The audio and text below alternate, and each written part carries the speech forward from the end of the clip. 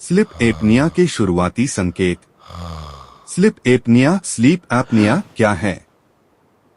Sleep apnoea एक नींद से जुड़ी गंभीर बीमारी है जिसमें सोते समय व्यक्ति की सांस बार बार कुछ सेकंड के लिए रुक जाती है और फिर दोबारा शुरू होती है।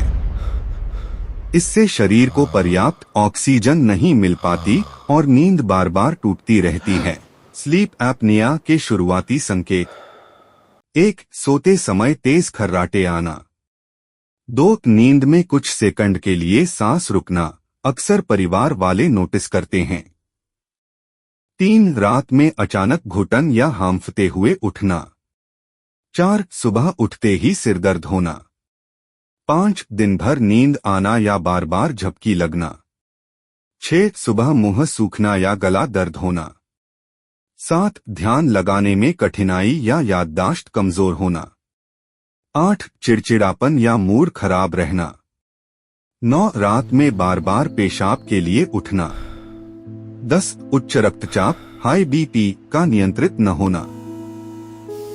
अपनी सेहत का ध्यान रखें और ऐसी ही हेल्थ टिप्स के लिए फॉलो और सब्सक्राइब करें